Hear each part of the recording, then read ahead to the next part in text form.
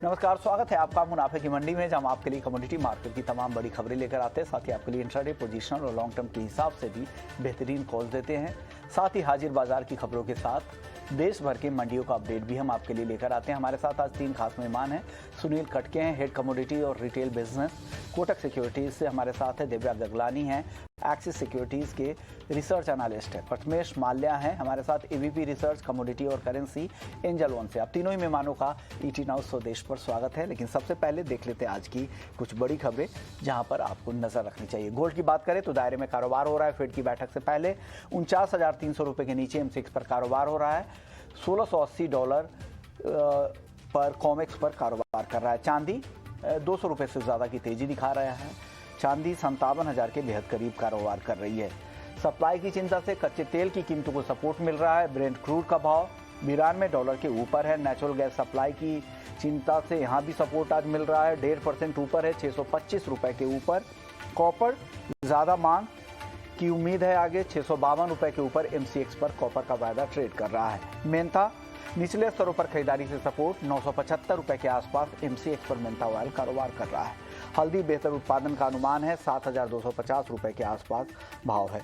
जीरे की बात करें तो मुनाफा वसूली आज यहां पर दिख रही है, 24,300 रुपए के नीचे भाव कारोबार चल रहा है। धनिया कम मांग से सपोर्ट है, 10,500 रुपए के नीचे धनिया का वायदा ट्रेड कर रहा है। तो ये कुछ बड़ी खबरें जिन पर आपको नजर रखनी चाहिए। लेकिन चलिए आज सबसे पहले हम बात करेंगे कॉटन को लेकर, क्योंकि कॉटन में जिस तरह से इंटरनेशनल के साथ घरेलू बाजार में दाम कम हुए हैं, इससे क्या फायदा होगा, मिलों को कितना फायदा होगा और किसानों को क्या नुकसान हो सकता है, तमाम पहलुओं पर चर्चा करने के लिए हमारे साथ अरुण सेखसरिया साहब है, MD है DT कॉटन के। अरुण जी, आप लोगों का क्या अनुमान है, किस तरह के उत्पादन के नंबर आप लोग लेकर चल रहे हैं इस बार? सरकार ने तो 370 लाख गांठ उत्पादन का लक्ष्य 2022-23 के लिए तय कर रखा है। नमस्कार शोभन जी। अभी हम लोग महाराष्ट्र में थे, पूरा टूर मार के आए लास्ट वीक में, और वहाँ पे मतलब ऐसी फसल हमने देखी है जो आज तक कभी देखी नहीं है, particularly Marathwada and Khandesh area. मतलब खेतों में आप देखोगे तो 90% की सोइंग कपास की है और कॉटन अदर कमोडिटीज की नहीं है। ऐसा अनुमान लगता है, जो CCI ने भी जो फिगर दिया था कॉन्फ्रेंस के अंदर, और हमारा भी जो अनुमान है, हिंदुस्तान के अंदर आज की परिस्थिति को देखते हुए 360 से 375 लाख गांठ की क्रॉप की होने की पूरी शक्यता है, प्रोवाइडेड जो सबसे बड़ा एक कारण है जो तलवार लटक रही है वो बरसात की है। अगर बरसात आपकी अभी नहीं हो और अक्टूबर में नहीं हो तो पीछे अपने को हिंदुस्तान के अंदर क्रॉप को कोई रोक नहीं सकता है। 370 लाख गांठ, 375 लाख गांठ तक का एक रेंज इनको लग रहा है। और जिस तरह से उत्पादन के फिगर भी आ रहे हैं, सोइंग के फिगर जिस तरह से आए हैं, पिछले साल से 9% से ज़्यादा बुआई हो चुकी है। ऐसे में लग रहा है अगर सब कुछ चीज़ें अनुकूल रही तो 360 से 375 लाख गांठ उत्पादन। लेकिन सर, कई सारे फार्मर्स मैसेज भी करते हैं हमारे नंबर पर, जो हमारा नंबर है कमोडिटी निवेश का, उस पर उनकी चिंता है कि जब भी अराइवल का टाइम आता है उस समय उत्पादन काफ़ी बढ़ा चढ़ाकर पेश किया जाता है और उससे दाम काफ़ी कम हो जाते हैं। ये किसानों का कंसर्न है। कई सारे मैसेज मेरे पास है, क्या इस तरह की भी बात होती है? और उत्पादन पहले काफ़ी, पिछले सीजन में भी आप देख चुके हैं, 360 लाख गांठ उत्पादन का अनुमान था, बाद में घटाकर उसे 312 लाख गांठ भी कर दिया गया। क्या इस तरह की तो बात नहीं होगी सर? तो अभी ये कहना बड़ा मुश्किल है, बिकॉज लास्ट ईयर भी अगर आप देखोगे यही टाइम पे अपन बात कर रहे थे तो क्रॉप की कंडीशन काफी अच्छी लग रही थी। बट जो बारिश हो गई सितंबर एंड में और अक्टूबर में, उससे पूरा पलटा एकदम चेंज हो गया था। सो इस साल ऐसा होने की संभावना कमती लग रही है, बिकॉज जो रेंज की प्रोडिक्शन आ रही है वो इतनी ज्यादा विशेष रेंज की प्रोडिक्शन नहीं है, बट कुछ भी हो सकता है। But as far as farmers are concern कि भी उनको ये चिंता है कि भी पहले उत्पादन ज्यादा दिखा देते हैं और पीछे उनका दाम कमती हो जाता है और उनको नुकसान लगता है। ऐसा कहना मेरे को लगता है कि बराबर नहीं है, बिकॉज जो हिसाब से उत्पादन आता है वो हिसाब से असेसमेंट होता है। और भी अगर नुकसान हो जाए क्रॉप के अंदर ही तो पीछे इसमें nobody can do anything, because farmer भी कुछ नहीं कर सकता है, और फार्मर्स को सबसे ज्यादा मालूम ही ना जी कि क्या उत्पादन कैसा हो रहा है और क्या मौसम है। So they can take a call accordingly, because मेरे को ऐसी कोई चिंता वाली बात नहीं लगती है कि फार्मर को कोई नुकसान होके उनको माल नीचे भाव में ले लेंगे और पीछे ऊंचा भाव कर देंगे। ऐसा कुछ होने की संभावना नहीं, because farmers are very smart now. उनको सब कुछ छोटे फार्मर्स हैं, उनके मैसेजेस आते रहते हैं, इसलिए उनको लग रहा है कि उनकी होल्डिंग कैपेसिटी नहीं है और वो होल्ड नहीं कर सकते जब दाम वापस से जनवरी फरवरी के बाद से बढ़ते हैं और अराइवल टाइम में उनके लिए मजबूरी हो जाती है कि उसे निकालना। चलिए खैर अब देखते हैं क्या होता है, किस तरह के उत्पादन, भाव तो अब कम हो ही रहे हैं। सर कितनी गिरावट की यहाँ से और उम्मीद आपको लग रही है, क्योंकि इंडस्ट्री के लिए भी चिंता है, क्योंकि इंडस्ट्री इसलिए कई सारे 50% मिलों में इसलिए काम नहीं हो पा रहा था कि दाम बहुत बढ़ गए थे। क्या अब वो स्थिति बदल जाएगी? सर ये जो दाम घटे हैं ये कोई भाव अपना ये डिमांड, ये भाव जो घटे उसका कारण कोई प्राइजेस नहीं थी, उसके कारण एक ही यूनिवर्सल प्रॉब्लम आज एक ही यूनिवर्सिटी, आप कहीं पे भी कोई भी देश में चले जाइए, the main problem is about demand. And demand आप देख लीजिए हिंदुस्तान के अंदर, क्या आप किधर भी वियतनाम में जाइए, इंडोनेशिया में जाइए, पाकिस्तान में जाइए, बांग्लादेश में जाइए, कहीं पे भी जाइए, कोई डिमांड बोल के मतलब 50 से 60% सब जगह डिमांड कमती है। तो आप यान की ले लीजिए, कपड़ा की ले लीजिए, गारमेंट की ले लीजिए, होम टेक्सटाइल्स की ले लीजिए, कहीं पे भी आप देख लीजिए। तो ये कहना सही नहीं है कि भाई बिकॉज प्राइस के कारण ये दाम गिरे हैं, नहीं। आज अगर अभी देखिए, अभी लास्ट 10 दिन में 15 दिन में कम से कम 20,000 रुपया दाम गिर गया है। डिमांड कहाँ आई है? फार्मर्स अपना बायर्स कोई ले नहीं रहा है रुई, क्योंकि देयर इज कोई आगे उनको डिमांड ही नहीं है। So unless demand comes, unless demand starts, भले ये रुई का दाम 60,000 हो जाए, कोई मिल वाला लेगा ही नहीं रुई। तो डिमांड इज वेरी इंपॉर्टेंट। आज मेरे को मतलब आप ये देखिए ना, आंकड़े देख लीजिए, अपने यान के एक्सपोर्ट के आंकड़े देख लीजिए, कपड़े के एक्सपोर्ट के देख लीजिए, गारमेंट के export, every stakeholder, every industry is on the lower side of the exports. और मेरा ये मानना है कि एक्सपोर्ट अपना जब तक डिमांड पिकअप नहीं होगी domestically and globally, and domestic demand is also link to exports only, तो डिमांड जब तक पिकअप नहीं होगी, मेरे को नहीं लगता है कि बाजार में कोई स्टेबिलिटी आएगी या पीछे कोई बाजार में कोई मेंटेन रहेगा, ऐसा लगता नहीं है। अगर आज के भाव से और भी गिरावट आएगी तो 10% गिरावट और भी आ सकती है, कोई ताजुब नहीं होगा।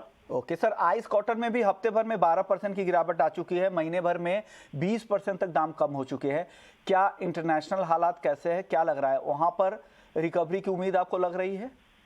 देखिए आइस जहां तक सवाल है ना, ये भी it is again back to demand, but आइस के अंदर सब दूसरी परिस्थिति क्या है जी कि जो सप्लाई के जो फैक्टर है वो काफी टाइट है। अभी आप बांग्लादेश में, अपना ये पाकिस्तान में नुकसान है, आपके यूएसए के अंदर नुकसान है, जो नई क्रॉप ऑस्ट्रेलिया और ब्राजील है उसके अंदर भी कह रहे हैं कि सोइंग कमती होने के अनुमान है। तो इंटरनेशनली मेरे को नहीं लगता कि बाजार 90 सेंट या 91 सेंट के नीचे जाएगा, इधर बढ़ने की संभावना। अभी आप जैसे लास्ट दो महीने से 3 महीने से देख रहे 15 सेंट की तेजी में।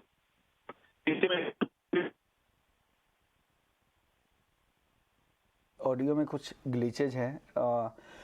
सुनील जी, अब आपसे मेरा सवाल होगा कॉटन को लेकर, आपका आउटलुक क्या है कॉटन मार्केट को लेकर? क्या लग रहा है भाव कब तक, कहां तक कम हो सकते हैं?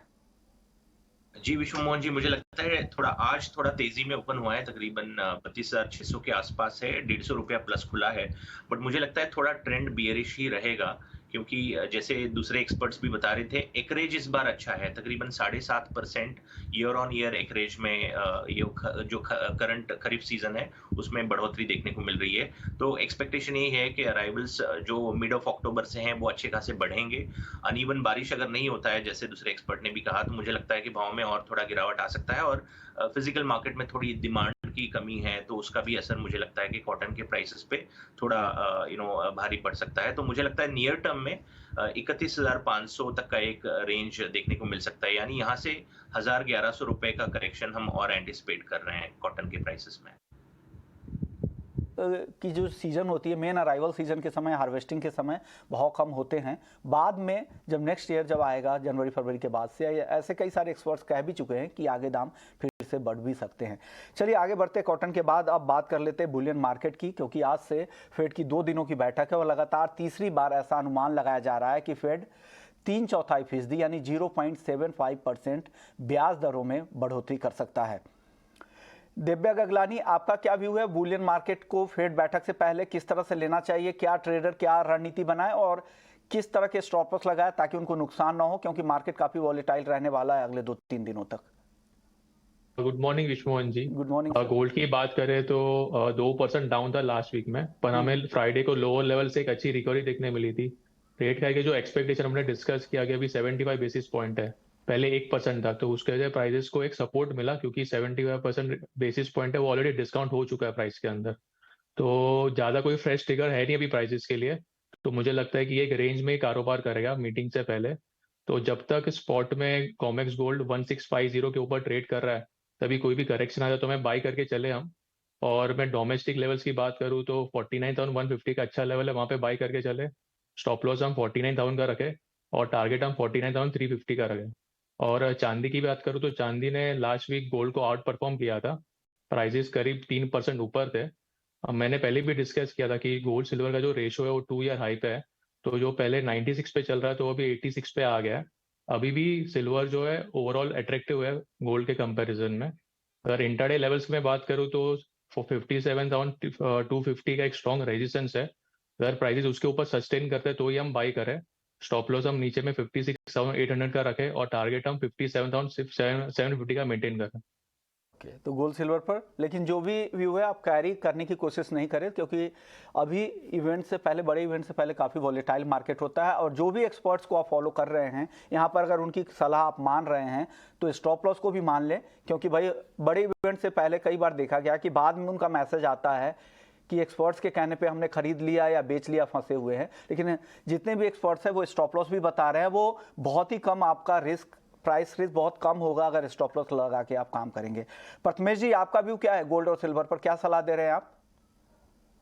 आई थिंक क्लियर है, एंटिसिपेटेड है 75 बेसिस पॉइंट्स का रेट हाइक होना है। इसके अलावा अगर कोई आउटकम आता है तो फिर वॉलेटिलिटी बढ़ने की उम्मीद है। बट जो भी हो, केस में ये फैक्टर्ड इन है 75 बेसिस पॉइंट्स। तो मेरे ख्याल से गोल्ड का रेंज जो है 49,000 नीचे में और 49,600 ऊपर में। कोई फिलहाल 49,400 के पास में ट्रेड कर रहा है, मैं यहीं पे सेल करने की सलाह दूंगा। 49,570 या फिर प्रोबेबल स्टॉप लॉस 49,600 का रखूंगा और नीचे में 49,000 के लिए टारगेट रहेंगे। सिमिलरली सिल्वर में ही पॉसिबल सेल करने की सलाह रहेगी। दिसंबर वायदा 57,100 पे, 57,700 का स्टॉप रहेगा, नीचे में टारगेट 55,900 के लिए रहेंगे। यानी बहुत ही टाइट स्टॉप लॉस के साथ आपको दे रहे हैं, बहुत ज़्यादा लंबा स्टॉप लॉस भी नहीं है। तो आप इस स्टॉप लॉस को ज़रूर फॉलो कीजिएगा अगर ट्रेडिंग में आपको बने रहना है। सुनील जी, आपकी राय बुलियन मार्केट को लेकर क्या है और क्या सलाह देंगे आप? जी विश्व मोहन जी, अगर वेरी शॉर्ट टर्म ट्रेंड अगर हम देखते हैं तो गोल्ड में थोड़ा मुझे लगता है कि डाउन साइड ट्रेंड ज्यादा दिखाई दे रहा है। दो चीजें हैं, एक तो फेड का एंटिसिपेशन यही है कि 75 बेसिस पॉइंट का रेट हाइक होगा कल के डेट में, और 100 बेसिस पॉइंट का भी एक अंदेशा है। तकरीबन 25 से 30% लोग ये भी बोल रहे हैं कि हो सकता है 100 बेसिस पॉइंट भी रेट बढ़े। अगर वो बढ़ता है तो मुझे लगता है गोल्ड के प्राइसेस में 1,000 से 1,500 रुपए की मंदी जो है करंट लेवल से भी देखने को मिल सकती है। ट्रेजरी यील्ड भी 3.5% पे है। यूएस के 10 साल के जो ट्रेजरी यील्ड होते हैं उससे भी थोड़ा बहुत दबाव बना रहेगा। डाउन साइड हालांकि लिमिटेड है, अपसाइड हम बोल सकते हैं ज्यादा हेडरूम है। बट आज के लिए अगर किसी को ट्रेड इनिशिएट करना है तो जैसे आपने बताया स्टिक स्टॉप लॉस के साथ 49,300 के रेंज में मैं गोल्ड में सेलिंग रेकमेंड करूंगा। 49,500 का एक स्टॉप लॉस रहेगा। ऑन द लोअर साइड मुझे लगता है कि 48,800 तक का एक टारगेट गोल्ड में देखने को मिल सकता है। चांदी में मेरा व्यू थोड़ा पॉजिटिव रहेगा क्योंकि चाइना में अभी थोड़े बहुत जो कोविड के रिस्ट्रिक्शंस है वो ईज आउट होते हुए नजर आ रहे हैं। उस वजह से बेस मेटल सेक्टर थोड़ा ग्रीन नजर आ रहा है। इवन चांदी भी 200 रुपया प्लस में है, तो उसमें मेरी बाई की सलाह रहेगी। मुझे लगता है चांदी आने वाले समय में गोल्ड को आउट परफॉर्म कर सकती है। 56,900 का रेंज चल रहा है, यहीं पे बाइंग इनिशिएट कर सकते हैं। 56,700 का एक स्टॉप लॉस लगाएं और 57,400 तक का एक इंट्राडे टारगेट लेके चल सकते हैं। क्रूड की बात कर लेते हैं, जहां पर एक सीमित दायरे में कारोबार हो रहा है। $92 के आसपास ब्रेंट क्रूड का भाव है। और MCX अगर क्रूड की बात करें तो यहाँ पर भी दायरे में ही कारोबार यहाँ पर हो रहा है। क्या करना चाहिए? 6,850 के आसपास है। दिव्या, क्या आपको लग रहा है, किस तरह की सलाह दे रहे हैं आप क्रूड में? विश्वमोहन जी, क्रूड ऑयल लास्ट वीक एक सेलिंग प्रेशर में था। प्राइजेस 7,000 के ऊपर जरूर निकले थे पर सस्टेन नहीं कर पाए और नीचे में करीब करीब 6,550 तक चला गया था। अभी प्राइजेस के लिए कोई फ्रेश ट्रिगर है नहीं। ईरान न्यूक्लियर डील की जो बात चल रही थी उसमें भी कोई प्रोग्रेस हो नहीं पा रहा। और पर एक अच्छा न्यूज़ है कि चाइना में लॉकडाउन सिचुएशन तो थोड़े से ईज हो रहा है, तो उसके वजह प्राइजेस को लोअर लेवल पे एक सपोर्ट जरूर देखने मिला हुआ है। पर मुझे लगता है कि प्राइजेस एक रेंज में कारोबार करेगा जब तक फेड का कोई आउटकम नहीं आता। साइडवेज ही ट्रेड करता रहेगा। अगर कोई करेक्शन आता है प्राइसेस में 6,700 के आसपास, तो वहां पे हम बाई करके चले। स्टॉप लॉस हम 6,600 का रखें और टारगेट हम ऊपर में 6,850 का मेंटेन करें। प्रथमेश जी, आपकी ऑप्शंस की स्ट्रेटजी क्या है आज क्रूड में और एनजी में, दोनों ही काउंटर में बताइए। I think fresh triggers miss है जिनके एक्सपर्ट ने बताया, बट मेरे ख्याल से अगर ऑप्शंस पर ट्रेड करना चाहेंगे तो मैं आउट ऑफ द मनी 7400 का कॉल ऑप्शन बाय करूंगा। यहाँ पर 165 में मिल रहा है ये, 125 का स्टॉप रखूंगा और ऊपर में टारगेट 260 के लिए रहेगा। सिमिलरली नेचुरल गैस में 630 out of the money call option की बाय करने की सलाह रहेगी।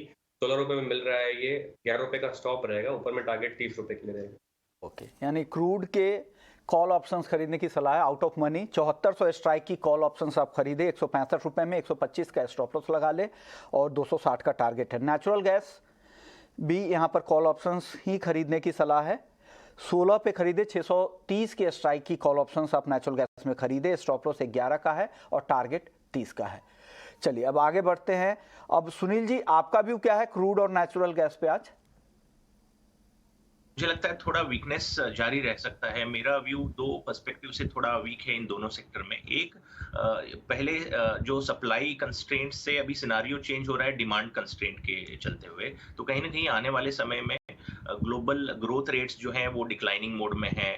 कहीं ना कहीं लग रहा है कि आने वाले समय में क्रूड ऑयल का डिमांड उतना इस रेट्स पे नहीं रह सकता है, कंसिडरिंग जो फेड की तरफ से या दूसरे भी सेंट्रल बैंक्स की तरफ से रेट्स बढ़ रहे हैं। तो मैन्युफैक्चरिंग एक्टिविटी में कहीं ना कहीं एक दबाव जो है देखने को मिल सकता है, जिसकी वजह से क्रूड ऑयल का डिमांड फोरकास्ट जो है वो वीक नजर आ रहा है। तो मुझे लगता है थोड़ा और डाउनसाइड एंटिसिपेट कर सकते हैं क्रूड ऑयल में। अगर ब्रेंट की बात करते हैं, अभी $92 के आसपास चल रहा है पर बैरल, मुझे लगता है $85 तक का एक रेंज मेंटेन कर सकता है आने वाले समय में। इंट्राडे पर्सपेक्टिव से 6820 और 6840 का एक दायरे में सेल इनिशिएट कर सकते हैं। 6870 का एक स्टॉप लॉस लगाएं। 6730 का एक टारगेट जो है क्रूड ऑयल में देखने को मिल सकता है। नेचुरल गैस में भी यूएस में नेचुरल गैस का सप्लाई सिचुएशन थोड़ा बेटर है। यूरोप का भी जो सप्लाई सिचुएशन था वो अभी थोड़ा ईज आउट होते हुए नजर आ रहा है। जो पीक विंटर सीजन था वो थोड़ा बहुत पास आउट कर गया है, तो वहां पे भी एक डिमांड जो है धीमे होते हुए नजर आ रहा है। तो मुझे लगता है नेचुरल गैस में भी सेल ऑन राइज का एक रिकमेंडेशन रहेगा। 627 के रेंज में सेल कर सकते हैं। 632 का एक स्टॉप लॉस लगाया नेचुरल गैस में और 618 तक का एक टारगेट इंट्राडे में देखने को मिल सकता है। ओके, चलिए अब एनर्जी मार्केट के बाद अब बात कर लेते हैं बेस मेटल्स की। बेस मेटल्स में आज तेजी है, लेकिन बहुत ज़्यादा तेजी नहीं है, एक रेंज में ही बोल सकते हैं। 652 के आसपास है कॉपर, आधे % की तेजी है। जिंक 282 रुपए के आसपास, लेड 180 के बेहद करीब और एल्युमिनियम 197 रुपए के आसपास। दिव्या गगलानी, आपकी टॉपिक क्या होगी बेस मेटल्स में? कहाँ खरीदारी या बेचने की सलाह दे रहे हैं आज आप? बेस मेटल की मैं बात करूँ तो लास्ट वीक हमने एक अच्छी रिकवरी देखी थी लोअर लेवल से। चाइना के जो डेटा आए थे रिटेल सेल्स और इंडस्ट्रियल प्रोडक्शन, वो थोड़े अच्छे आए थे और साथ में लॉकडाउन सिचुएशन भी अभी ईज हो रहा है, तो ये सारे फैक्टर्स प्राइसेस को लोअर लेवल पे सपोर्ट कर रहा है।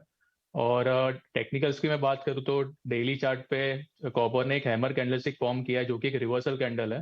तो कॉपर में हम बाय ऑन डिप्स करें, 647 पे आता है तो वहाँ पे बाय करके चले। स्टॉप लॉस हम 643 का रखें और टारगेट हम 653 का मेंटेन करें। प्रथमेश जी, आपकी टॉपिक क्या है बेस मेटल्स में आज? बाद थोड़ा सा मेटल्स में पॉजिटिव मोमेंटम दिखेगा और मेरे ख्याल से कॉपर में कॉन्फिडेंस ज़्यादा है। 652 के आसपास ट्रेड हो रहा है, यहीं पे बाय करने की सलाह रहेगी।